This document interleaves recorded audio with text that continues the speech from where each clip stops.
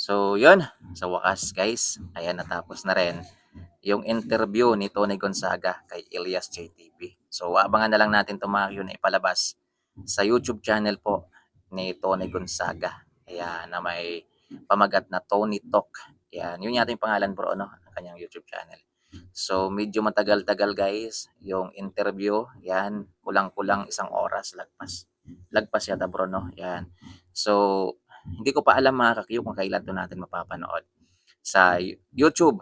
Yan, sa Tony Talk. Yan. Pero ang maganda dito guys, ay malaking opportunity to.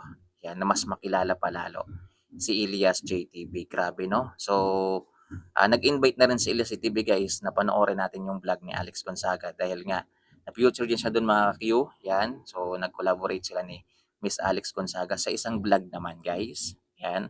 So, magkaiba po itong interview naman ni Tony. So, itong interview na to guys, medyo may pagka-formal.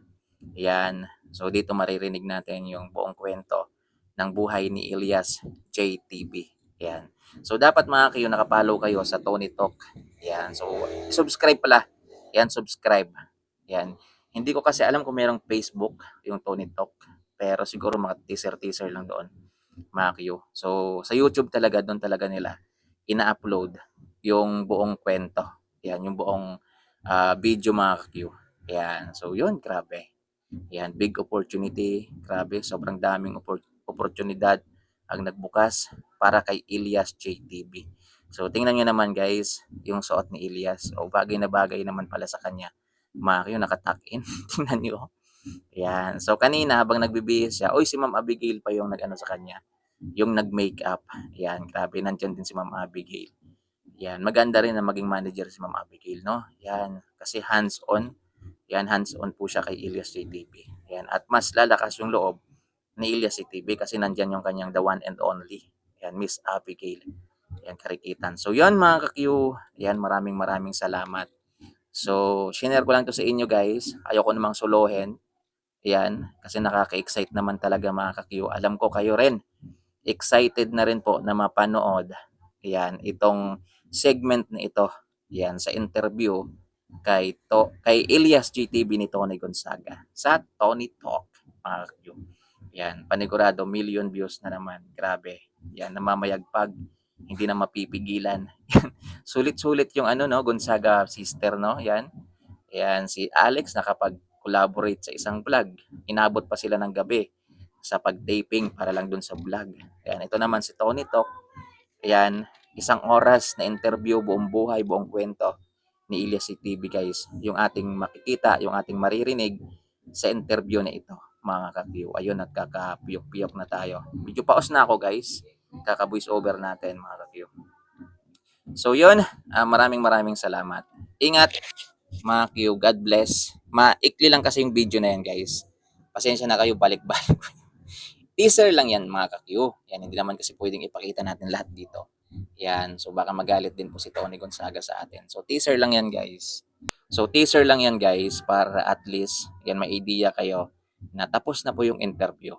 Yan, tapos na kanina.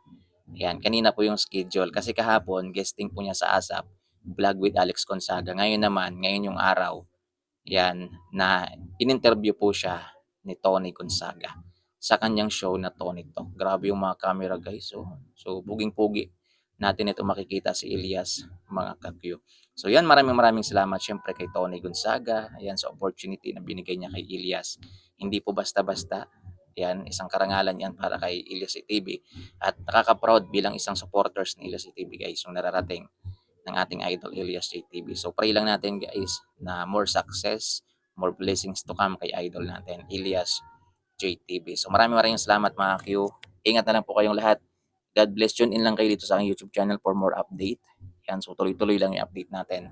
Mga Q, hanggat meron tayong internet connection guys, tuloy-tuloy yan. Ayan. Yung basher na lang po talaga yung magsasawa sa atin mga Q. Yung bashers na lang po talaga yung magsasawa sa atin guys. So yun, maraming maraming salamat guys. Ingat. Thank you. Yun, ganda ng hug na yun guys. So, yan. So sana si Tony na lang yung maging manager ni Elias. Payag ba kayo guys na maging manager ni Elias si Tony Gonzaga? Yan, kaso wala din siguro wala si Tony. So ingat. God bless mga ka-Q. More power to all. Yan. more blessings, Happy New Year's. New Year's talaga. So yun, maraming salamat. God bless. Abangan natin yung mga concert nila Elias. Yan, yung Dubai nila 2 days na lang. Yan yung Dubai.